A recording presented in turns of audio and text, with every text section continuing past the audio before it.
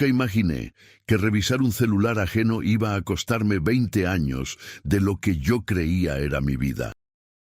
No lo busqué, no lo planeé.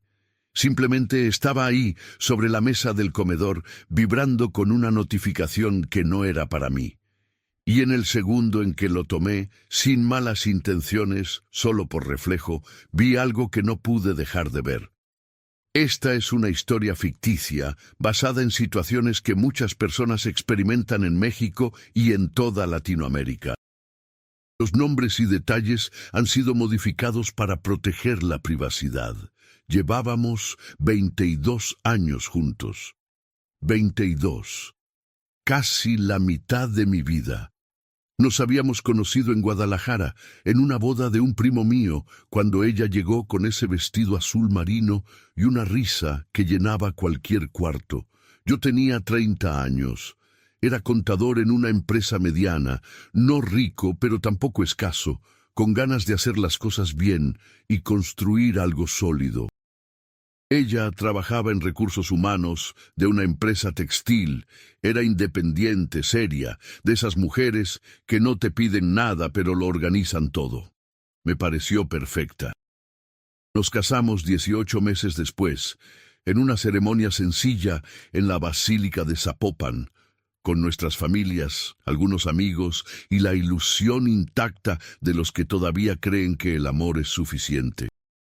Tuvimos 2 hijos. El mayor, que hoy tiene 19 años y estudia ingeniería en el Tecnológico de Monterrey, y la menor, de 16, todavía en preparatoria. Una familia normal, o eso pensaba yo. Con los años, las cosas cambiaron como cambian en casi todos los matrimonios largos. Menos conversaciones profundas, más rutinas compartidas, menos espontaneidad, más organización doméstica.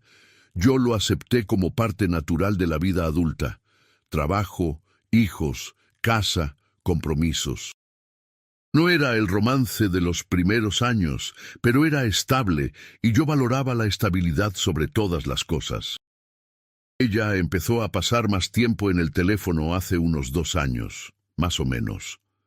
Al principio no le di mayor importancia. Todos lo hacemos. Redes sociales, grupos de WhatsApp, noticias, pero había algo diferente en cómo lo hacía. Lo girar con la pantalla hacia abajo cada vez que me acercaba. El mínimo gesto de tensión cuando sonaba una notificación en mi presencia.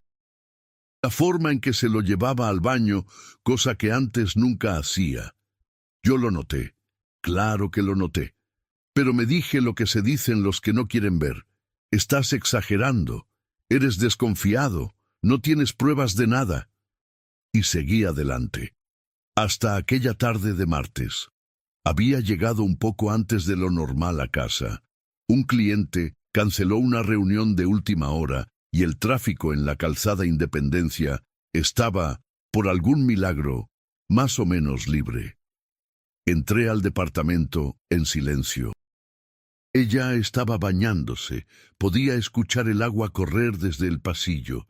El celular de ella estaba sobre la mesa del comedor, boca arriba, cosa rara en ella que siempre lo ponía boca abajo.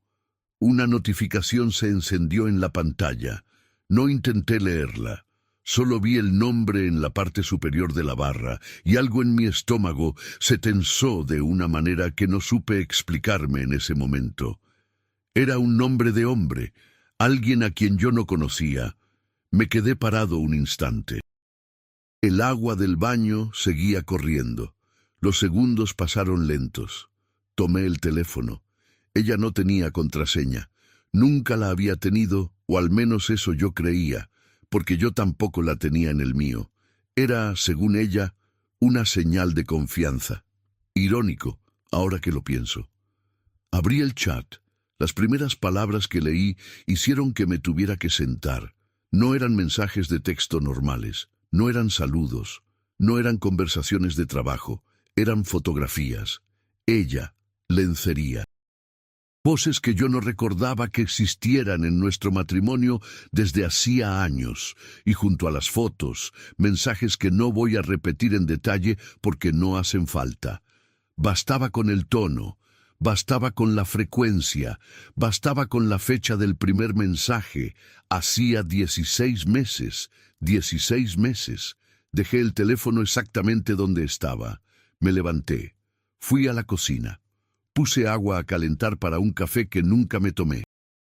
Me quedé parado frente a la ventana, viendo el patio del edificio vecino, sin ver nada en realidad. El agua del baño dejó de correr. Ella salió unos minutos después, con el cabello envuelto en una toalla, en pijama, despreocupada, como cualquier otro martes. Me miró. «Ya llegaste, no te escuché entrar». «Hace un rato», dije yo. Mi voz sonó normal. No entendí cómo. Tomó el teléfono de la mesa. Lo miró un segundo. Me miró a mí. Algo cruzó su cara, rapidísimo, como una sombra. Luego sonrió. «¿Comiste algo? Puedo hacer unos huevos. No tardé mucho en el baño». «No tengo hambre», respondí. Me fui al cuarto. Me senté en la orilla de la cama y me quedé ahí sentado 10 minutos que parecieron una hora. Escuché sus pasos en la cocina, el sonido normal de trastes, la televisión que encendió a bajo volumen, el universo siguiendo su curso como si nada hubiera pasado. Pero algo había pasado, algo irreparable había pasado. Esa noche casi no dormí. Ella durmió normal, o al menos aparentó hacerlo.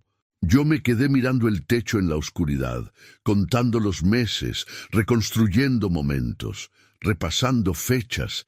¿Dónde había estado yo cada vez que ella había estado con él? ¿Cuántas veces había salido a cenar con amigas? ¿Cuántos pendientes del trabajo habían sido en realidad otra cosa? Las preguntas no paraban y cada respuesta que encontraba era peor que la anterior. Si te estás suscribiendo apenas al canal, bienvenido a Casos de la Vida, narrado. Activa la campanita para no perderte ninguna historia y cuéntanos en los comentarios desde dónde nos escuchas hoy. Al día siguiente, esperé a que nuestros hijos salieran. La menor se fue a la prepa a las 7, el mayor estaba en Monterrey. Esperé a que ella terminara de desayunar. La dejé lavar su taza con calma. Y cuando se dio la vuelta le dije, «Necesito que hablemos». Ella se quedó quieta un momento. «¿De qué?» «De las fotos», dije yo, sin gritar. Sin temblar, aunque por dentro todo temblaba. «Las que le mandaste a ese hombre, las que vi ayer en tu celular». El silencio que siguió duró exactamente 4 segundos. Los conté. Luego ella dijo, con una calma que hasta el día de hoy me sigue pareciendo increíble: «Puedo explicarlo, solo eso, puedo explicarlo». Yo la miré de verdad, como hacía tiempo no la miraba, y le pregunté con toda la tranquilidad que pude reunir, «¿Qué exactamente vas a explicarme?» «No es lo que crees». «¿No?», dije. «¿Y qué es lo que creo?». Ella se cruzó de brazos, apartó la mirada hacia la ventana. Soltó un suspiro largo, como si yo fuera el que le estaba causando un problema a ella. «Es complicado». «Tengo tiempo», respondí. «Toda la mañana si hace falta». Hubo otra pausa. Luego empezó a hablar, y lo que salió de su boca no fue una explicación, fue una construcción. Una serie de palabras cuidadosamente elegidas para minimizar, para relativizar, para hacer que lo que yo había visto con mis propios ojos pareciera algo distinto de lo que era, que ese hombre era un conocido del trabajo, que las cosas entre nosotros llevaban tiempo mal, que ella se había sentido sola, que no era una relación, solo era algo que pasó, que yo tampoco había puesto de mi parte. Cada frase llegaba como una bofetada tranquila, medida, casi clínica. «¿Cuánto tiempo?», le pregunté en algún momento. «No importa el tiempo», dijo ella. «A mí me importa». Silencio. «¿Cuánto tiempo?», repetí. «Como un año», dijo finalmente, mirando hacia otro lado. 16 meses, corregí yo. El primer mensaje que vi tenía fecha de 16 meses. Ella no respondió a eso. Lo que siguió fueron días de una extraña normalidad rota. Ella no se fue. Yo tampoco. Dormíamos en la misma cama sin tocarnos, separados por un silencio que pesaba más que cualquier discusión. A veces intentaba hablar, decía que podíamos trabajarlo, que había terapia de pareja, que no tenía sentido destruir una familia por esto, como si 16 meses de fotografías y mensajes y mentiras y cenas falsas y ausencias explicadas con trabajos que nunca existieron fueran un accidente menor, un tropiezo, algo que se limpia con una servilleta y se olvida. Yo escuchaba. No respondía mucho. Seguía yendo al trabajo. Seguía siendo el mismo de afuera. Pero por dentro estaba haciendo otra cosa. Estaba pensando con claridad, quizás por primera vez en muchos años. Una noche, cuando ella ya dormía, saqué mi computadora y busqué el nombre de un abogado especialista en familia que me había recomendado un compañero del trabajo tiempo atrás, sin saber yo que algún día lo necesitaría. Apunté el número en un papel. Lo guardé en mi billetera. No lo llamé esa noche, pero ya lo tenía. La conversación que yo necesitaba tener no llegó en casa. Llegó en una cafetería de la colonia americana, un sábado por la mañana, 3 semanas después de lo que yo ya llamaba internamente el día del teléfono. La pedí ahí porque quería un lugar donde ninguno de los dos pudiera levantarse y salir corriendo, donde la presencia de otras personas nos obligara a mantener la compostura. Llegué primero. Pedí un café de olla. Me senté frente a la ventana. Ella llegó 5 minutos tarde, con una actitud que mezclaba culpa con cierta defensiva, como alguien que ya sabe que viene a una conversación difícil, pero todavía no ha decidido cuánto va a ceder. Se sentó, pidió agua, me miró. ¿Para qué quisiste venir aquí?, preguntó. Porque necesito que me digas la verdad, dije yo. No la versión que me das en casa. La verdad. Ella dejó el vaso sobre la mesa. Ya te dije todo. No, dije yo. Me dijiste lo suficiente para que yo no siguiera preguntando. Eso es diferente, un silencio. ¿Todavía estás en contacto con él? Ella tardó demasiado en responder. Eso ya era una respuesta. Cortamos contacto cuando tú lo viste, dijo finalmente. ¿Cortaron o pausaron? Cortamos. ¿Él sabe que yo sé? Sí. ¿Cuánto tiempo llevan trabajando juntos? Pausa. 3 años. 3 años. Llevaba 3 años viéndolo cada día en la misma oficina. 16 meses llevaban así. Yo había estado en esa empresa en alguna ocasión, en eventos de fin de año, en un festejo de cumpleaños colectivo.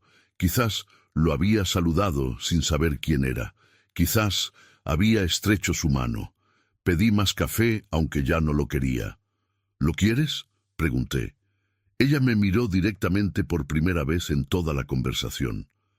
No, dijo, pero tampoco me quieres a mí. No de la manera en que se supone que deberías. Ella no respondió. Y eso, de alguna manera extraña, fue lo más honesto que me dijo en toda esa mañana. Si conoces a alguien que esté pasando por algo parecido, comparte esta historia. A veces saber que no estamos solos hace toda la diferencia. Y déjanos en los comentarios qué harías tú en esta situación. Nos encanta leer sus puntos de vista. Volví a casa ese día con una claridad que hacía mucho no sentía. No era una claridad feliz.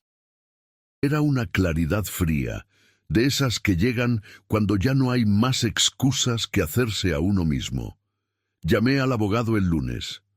El licenciado Gerardo Sandoval me recibió en su despacho en el centro de Guadalajara. 3er piso de un edificio discreto frente al Palacio de Justicia. Era un hombre mayor, de esos que ya han visto todo y no se escandalizan con nada, lo cual en ese momento me pareció exactamente lo que necesitaba. Le expliqué la situación en 20 minutos. Él tomó notas, asintió, me preguntó sobre bienes, sobre los hijos, sobre el régimen matrimonial. ¿Tiene usted pruebas documentadas?, me preguntó. Tengo capturas de pantalla, dije. Las tomé esa noche, antes de dejar el teléfono donde estaba. Él asintió lentamente. Bien, eso puede ser útil, aunque en México la infidelidad no es causal de divorcio como tal desde hace años. El divorcio incausado permite disolver el matrimonio sin necesidad de justificarlo. Pero las pruebas pueden ser relevantes para la parte patrimonial y la guardia si hubiera conflicto. Quiero que sea ordenado, dije yo, sin escándalo. Mis hijos no necesitan más daño del que ya va a haber. Entendido, dijo el licenciado Sandoval. Eso es lo más inteligente que me ha dicho usted en todo lo que llevamos de reunión. Salí de ahí con una carpeta de papeles y la sensación de que había dado el primer paso real hacia algo que todavía no podía nombrar del todo, pero que se sentía como tierra firme después de semanas caminando sobre vidrio. Se lo dije un jueves por la noche. Los niños no estaban. La menor había ido a casa de una amiga, el mayor seguía en Monterrey. Cerré la televisión, me senté frente a ella en la sala y dije lo que tenía que decir. Voy a pedir el divorcio. Ella no lloró de inmediato. Me miró un momento con algo que no supe descifrar bien. Una mezcla de alivio y miedo, y luego dijo, ¿estás seguro? Completamente. ¿Y los niños? Los niños van a estar bien si tú y yo nos comportamos como adultos durante el proceso, respondí. Eso depende de los dos. No tiene que llegar a esto, dijo ella en voz baja. Ya llegó, dije yo. Llegó hace 16 meses por lo menos. Yo solo tardé en enterarme. Hubo un silencio largo, la televisión apagada, el tráfico afuera. El reloj de la cocina marcando los segundos. ¿Puedo preguntarte algo?, dijo ella finalmente. Adelante. Lo perdonarías si no hubieras visto las fotos. Pensé la respuesta un momento. Si no hubiera visto las fotos, no habría nada que perdonar, dije. Pero las vi, y ya no puedo desverlas. Y aunque pudiera, tú no has hecho nada real para que yo considere otra cosa. Ella bajó la vista. Tienes razón, dijo en voz muy baja. Fue la primera vez en todo ese proceso que me dijo algo sin defensas. Y curiosamente, fue también la última conversación difícil que tuvimos. Después de eso, las cosas tomaron un cauce más formal, más frío, más de procedimiento. El licenciado Sandoval fue ordenado en todo. Ella contrató a su propia abogada, una mujer de Zapopan que resultó ser razonable. No hubo guerra. Hubo negociación, acuerdos, firmas, fechas. El proceso duró 8 meses desde la primera cita con el licenciado hasta el decreto final. 8 meses que cambiaron la textura de todo. Renté un departamento pequeño en la colonia Chapalita, cerca del trabajo, con lo necesario y nada más. Al principio sentí el espacio como algo extraño, casi hostil. Demasiado silencio, demasiado propio. Poco a poco me fui acostumbrando. Empecé a cocinar, que es algo que casi no había hecho en 20 años. Empecé a salir a caminar los domingos por el parque metropolitano, algo que también había dejado de hacer sin que me diera cuenta. Con mis hijos fue más difícil. A mi hijo mayor se lo dije por videollamada. Fue una conversación seria, de adulto a adulto, sin dramatismo, pero sin endulzar tampoco las cosas. Me escuchó en silencio. Al final me preguntó si yo estaba bien. Le dije que sí, que lo iba a estar. Me dijo que me quería. Eso fue todo, pero fue suficiente. Con mi hija fue más complicado. Tenía 16 años y las cosas a esa edad son más absolutas, más binarias. Los primeros meses estuvo enojada con los dos, luego más con su madre, luego más con la situación en general. Tuvimos conversaciones difíciles. Algunas terminaron en llanto, otras en silencio, otras en abrazos que no esperaba. La terapia, que empezó con una psicóloga recomendada por el colegio, la ayudó más de lo que yo esperaba. Hoy, un año después del decreto, mi hija viene cada 15 días a quedarse un fin de semana en mi departamento. Pedimos pizza de una taquería de Tlaquepaque, que está a 3 cuadras, y vemos películas en la televisión pequeña que compré. Son momentos sencillos, son los mejores momentos que tengo. Ella siguió trabajando en la misma empresa. Él también, por lo que sé. No sé si retomaron lo que tenían o no. Honestamente, en algún punto dejé de importarme. No porque no doliera, sino porque el dolor fue cambiando de forma. Al principio era rabia, pura rabia afilada que te corta por dentro cuando te mueves. Luego fue tristeza, más difusa, más profunda, de esas que se quedan pegadas a los domingos por la tarde. Luego fue algo que no tiene un nombre claro. Algo parecido a la resignación, pero sin la derrota. Más bien como quien entiende que algo era así y no podía ser de otra manera. Un colega del trabajo me dijo una vez, cuando se enteró de lo del divorcio y me preguntó cómo lo llevaba, algo que se me quedó grabado. Me dijo: las traiciones no nacen de la nada. Nacen de los silencios que dejamos acumularse demasiado tiempo. No lo dijo para culparme. Lo dijo con la experiencia de alguien que también había pasado por algo parecido. Y aunque en el momento no lo quise recibir del todo, con el tiempo lo fui entendiendo. No me estaba diciendo que la culpa era mía. Me estaba diciendo que los matrimonios largos necesitan atención activa, que la comodidad y la rutina no son lo mismo que la intimidad, y que a veces los dos integrantes de una pareja se van quedando solos juntos sin que ninguno lo diga en voz alta. Eso no justificaba lo que ella hizo, nada lo justifica, pero me ayudó a entender algo más allá de la traición en sí. Hay una imagen que me quedó de todo ese periodo, de esos meses entre el día del teléfono y el decreto final. Es una noche de domingo, ya viviendo solo en Chapalita, mirando por la ventana del departamento hacia la calle. Llovía, que en Guadalajara en verano llueve fuerte y de golpe. Las luces de los coches pasando, el sonido del agua en el asfalto, el café en la mano. Me pregunté en ese momento si había sido feliz en esos 22 años, y la respuesta honesta fue sí y no. Había habido momentos genuinamente buenos. Habían sido buenos padres juntos. En eso sí coincidíamos. Habían tenido años de verdadera complicidad, de esos en que te volteas a ver a tu pareja en una reunión familiar y sin palabras se entienden. Eso había existido. Pero también había habido un distanciamiento lento, una distancia que fue creciendo sin que ninguno la nombrara, y en esa distancia ella encontró algo que buscó afuera en lugar de resolver adentro. Eso ya era historia. Lo que quedaba era lo que yo decidiera hacer con lo que seguía. Hoy tengo 53 años. Trabajo bien, mis hijos están bien, mi salud está bien. No he buscado una nueva relación, no porque me lo haya prohibido, sino porque todavía no lo necesito.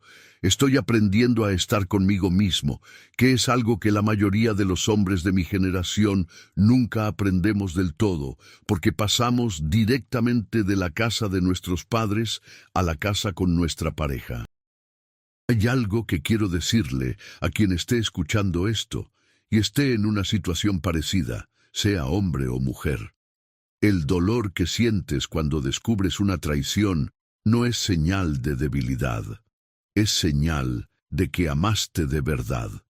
Y el hecho de que estés pensando con claridad en medio de ese dolor, buscando opciones legales, protegiendo a tus hijos, sin recurrir a la violencia ni a los extremos, eso no es conformismo, es dignidad.